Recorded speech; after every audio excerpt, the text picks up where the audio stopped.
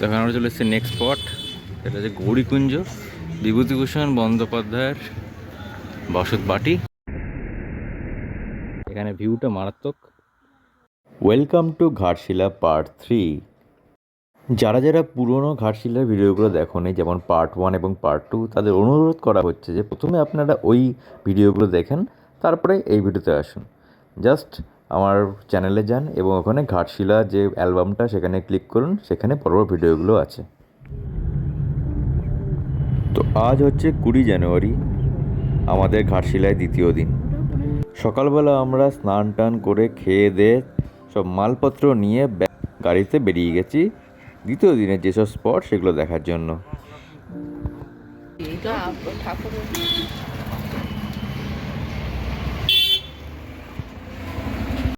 তো আজকে আমাদের ডে 2 এর প্রথম স্পট রঙ্কিনী মন্দির। আমরা এখানে পুজো দেবো এবং পরে বাকি জায়গাগুলো দেখবো। এখান থেকে আমরা ডালা নিচ্ছি।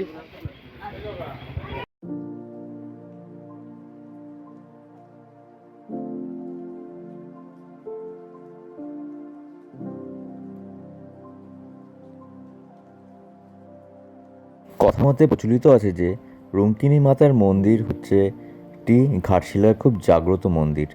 এখানে পুজো দিলে নাকি সব সমস্যার সমাধান পাওয়া যায়।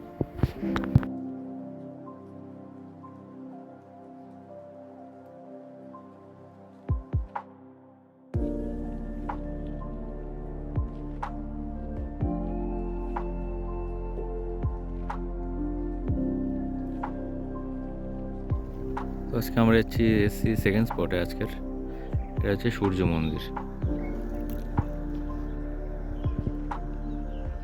পরিবেশ এবং ডান দিক দিয়ে বয়ে যাচ্ছে সুবর্ণরেখা নদী, সামনে আছে ঘাট।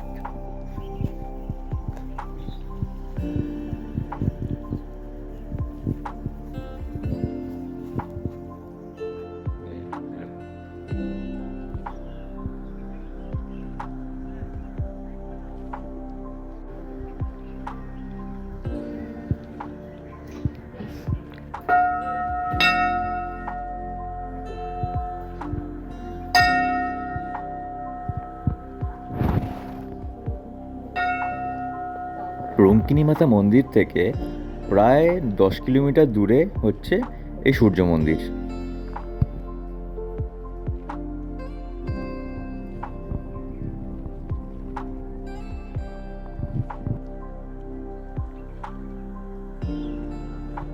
সূর্য মন্দির দেখার পর আমরা আবার ঠিক ইউটার্ন নিয়েই চললাম হচ্ছে আমাদের নেক্সট স্পট ঘাটশিলা স্টেশনের সামনে দিয়ে সোজা গেলেই বাঁ হাতে পড়বে রামকৃষ্ণ মঠ।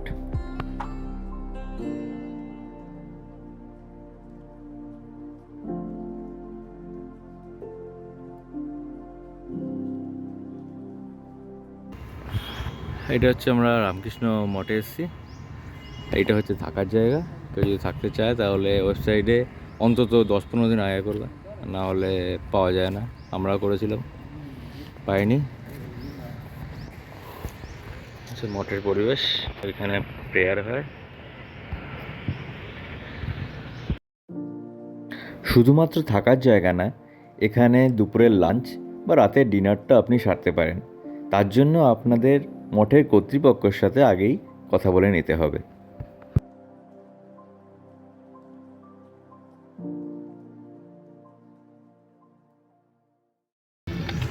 এখন আমরা চলে এসেছি নেক্সট স্পট, এটা হচ্ছে গৌরীকুঞ্জ, বিভূতিভূষণ বন্দ্যোপাধ্যায়ের বসতবাটি।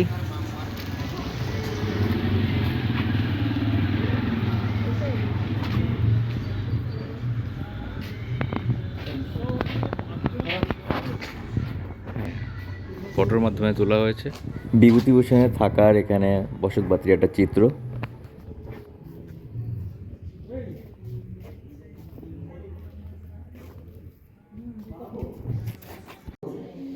তো এখানে মাত্র 2টো ঘর এবং আমরা দেখতে পাচ্ছি এটা হচ্ছে গিয়ে বিভূতিভূষণের পোশাক, এগুলোকে সংগ্রহ করে রাখা হয়েছে এবং তার হাতের লেখা কিছু পাণ্ডুলিপিও এখানে মজুত করা আছে।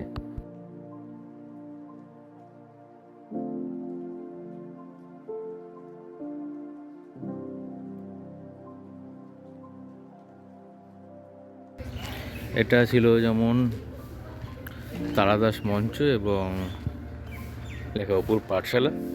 এটা জায়গাটা ফাঁকা ছিল, এখন এরকম করে।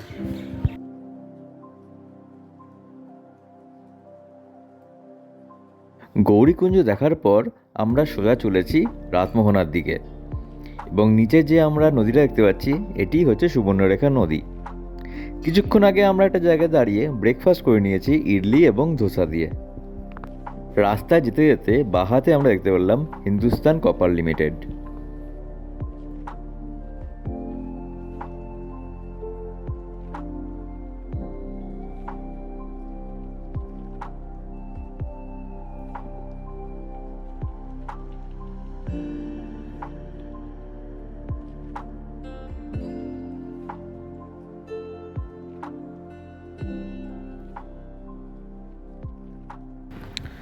তো এখন আমরা সিনিক স্পটে হচ্ছে রাতমোহনা,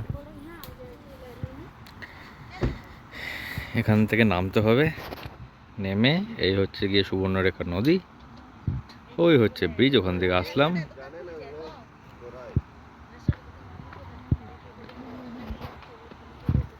এখন আমরা একটু চা খেয়ে নেবো, তারপরে নিচে নামবো। এই হচ্ছে গিয়ে রাতমোহনার ভিউ।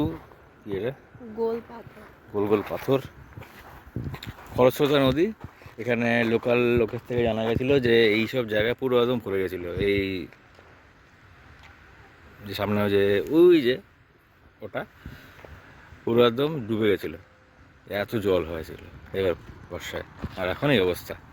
সামনে যাওয়া যাক।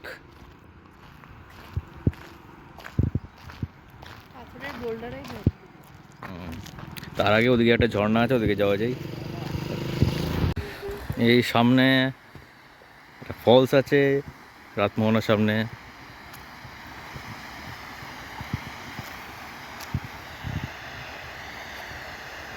এই হচ্ছে ফলস,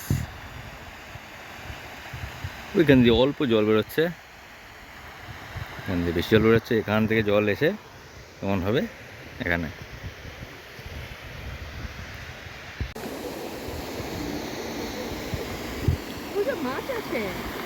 হ্যাঁ আছে তো, এখানে মাছ প্রচুর আছে।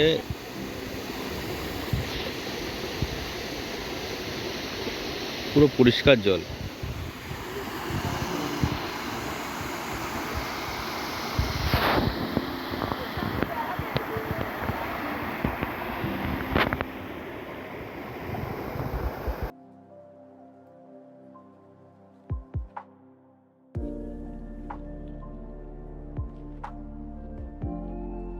এই হচ্ছে নদীর মাঝখানে আমরা এসছি।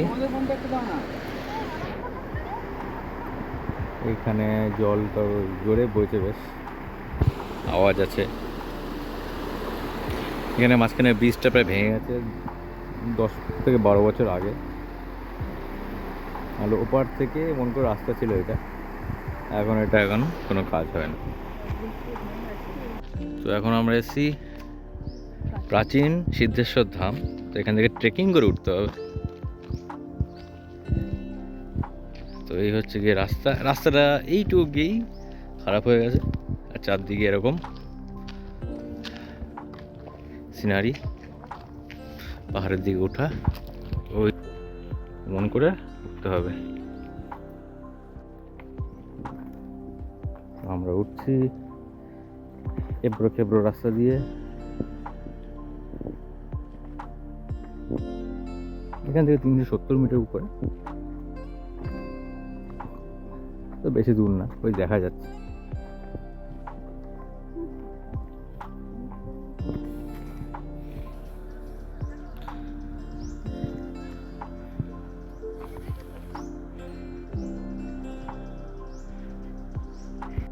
এখন 236 মিটার বাকি আছে এদিকে।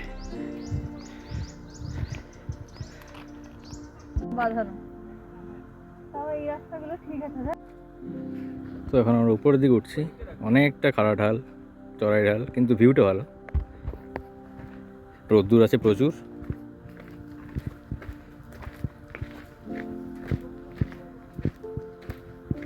এই হচ্ছে গিয়ে পুরো ভিউ। ওই হচ্ছে নিচ থেকে আসি আমরা, এসে অলরেডি এখানে একটু হল্ট করেছে, কারণ সাথে মেয়েরা আছে। দিয়ে ভিউটা হ্যাবক, এখান দিয়ে পাশের পাহাড়, তারপর 8টা পাহাড়। তো আমরা রাস্তায় আর্ধেক রাস্তায় বেশি চলে এসেছি। এখানে ভিউটা মারাত্মক। এখানে আমার কারণ মেয়েরা আছে, ওদের হাঁপিয়ে গেছে, ওরা অনেকটাই খাড়া ঢাল। খাড়া ঢাল বলতে দেখাই এই যে এই হচ্ছে সামনের আমাদের মহাকাল মন্দির, যার জন্য এতটা উপরে উঠে আসা।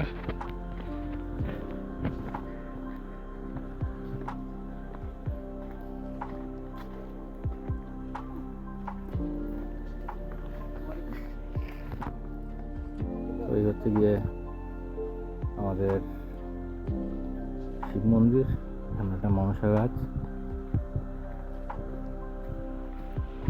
এই থেকে ভিউ, পলিউশনের জন্য আর দেখা যাচ্ছে না, কিন্তু দূর দূরান্তে পাহাড় আছে।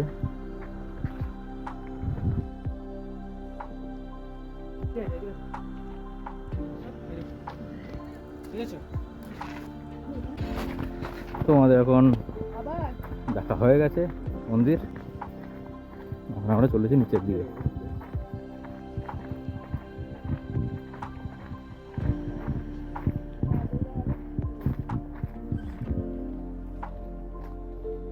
ধীরে ধীরে নামবে।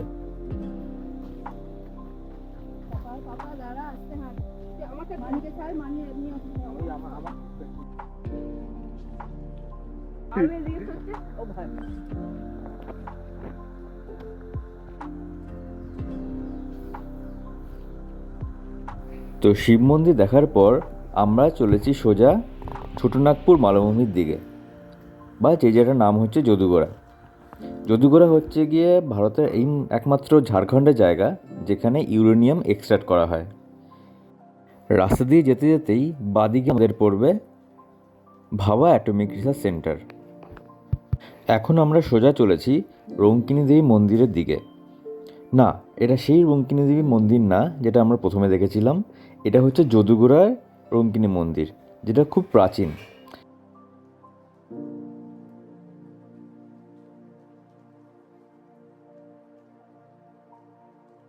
বাদিকের পাহাড়টি যেটা আমরা দেখতে পাচ্ছি সেটি হচ্ছে দলমা পাহাড়, এবং এখান থেকে যদি আমরা সোজা চলে যাই তাহলে গিয়ে পড়বে টাটানগর।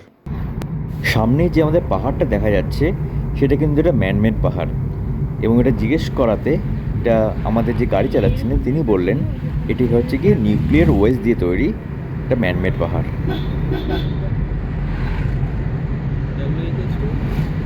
তো ডান দিক দিয়ে আমরা যদি ঘুরে যেতাম তাহলে আমাদের সামনে পড়তো টাটানগর, কিন্তু আমরা বাদিক দিয়ে যাচ্ছি, এবং আমরা যে সামনে গেটটা দেখতে পাচ্ছি এটি হচ্ছে রঙ্গিনী দেবী মন্দিরের প্রধান গেট।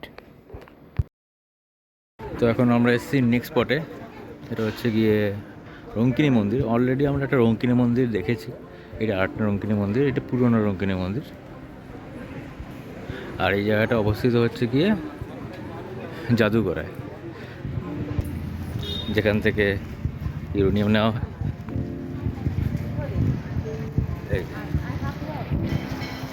এটা হচ্ছে গিয়ে ইউরেনিয়াম এক্সট্রাক্ট করা হয় এখান থেকে। এখানে কিছু লোক আছে, ওখানে হয়তো একটা স্পট আছে, ওখানে আমরা যাবো।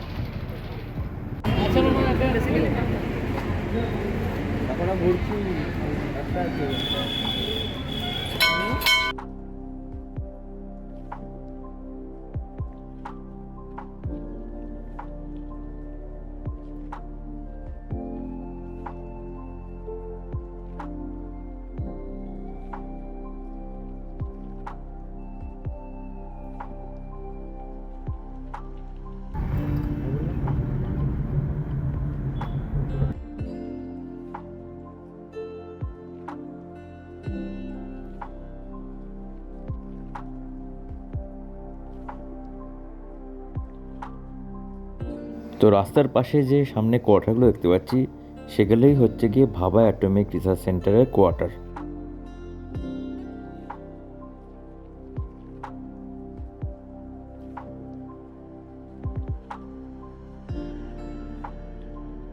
শুধু মুন্ডুটুকু দেখা যাচ্ছে, বডিটা চাদর মোড়ানো বলে কুয়াশাতে ঢেকে গেছে, আর পা দুটো দেখা যাচ্ছে। তাকে তাকে বুঝতে কিছু পারে না। তো এখন ফাঁকা রাস্তা, ছমছমে পরিবেশ, দুপুরবেলা আমরা ভূতের গল্প করতে করতে চলেছি।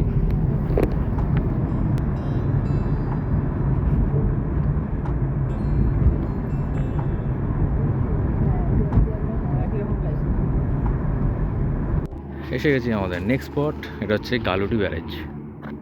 এটা হচ্ছে রাতমোহনা নদীর ঠিক উপরে। কিছুক্ষণ আগে আমরা যেমন দেখলাম রাতমোহনা নদী, রাতমোহনা নদী বলছি, রাতমোহনা জায়গাটার নাম সুবর্ণরেখা নদীর ওপরে। একটা ব্রিজ দেখিয়েছিল, এখন ব্রিজের ওপরে এসেছি।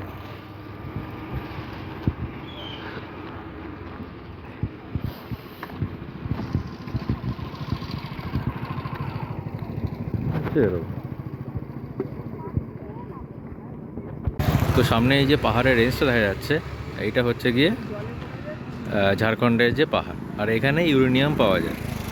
তো লোক মারফতে জানা যায় যে এখানে যেমন ভাবা অ্যাটমিক রিসার্চ সেন্টার আছে, তাদের সাধারণত এরা ভালো চোখে দেখে না।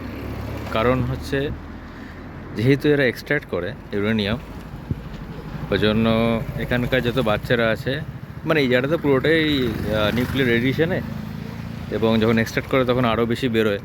এবং যেখানে রিসার্চ সেন্টারটা, সেটা একটা লোকালয়ের মধ্যেই, লোকালয় না আউটস্কার্ট, কিন্তু বাড়িঘর তো আছে সেখানকার। এবং যত বাচ্চা কাচ্চা নতুন যখন জন্মায় তখন ডিসেবল হয়ে জন্মায়, তো এই জন্য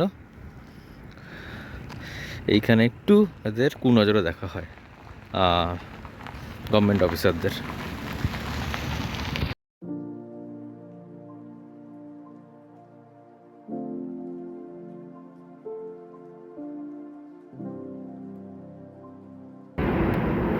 এখন আমরা চলে এসেছি নেক্সট স্পটে।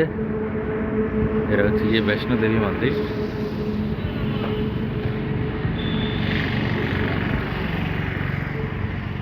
এখানে এখানে দুর্গা ঠাকুরের পিকচার আছে। এখানে মনে হয় পুজো হয়, দুর্গা পুজো।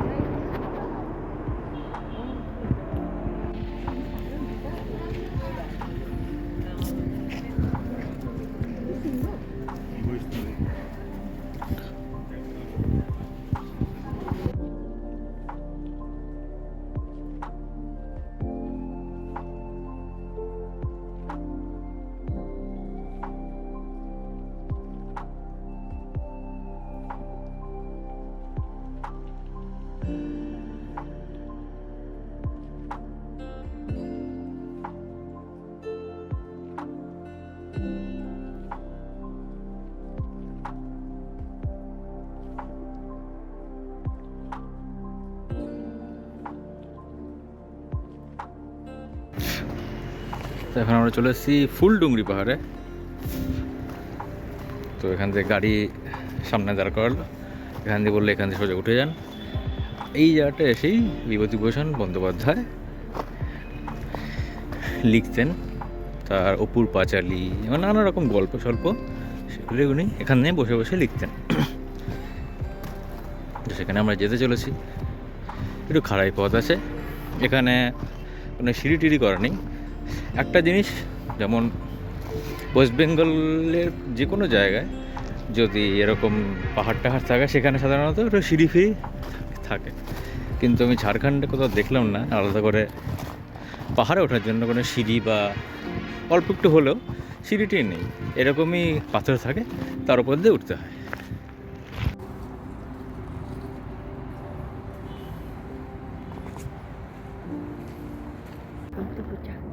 এখান থেকে সোজা উঠে আসার পর উপরে একটা গোল মতন সামথিং আছে, ওটা দেখতে হবে উপরে গিয়ে। তো আপাতত আমরা এখান দিয়ে হাঁটছি পাহাড়ের ওপর দিয়ে। এখানে গাছগুলো এরকমভাবে রাখা, এই গাছটা একটু একটু অন্যরকম, পুরো ইউ এর মতন উঠেছে, আর এটা ওরেঙ্গে উঠেছে।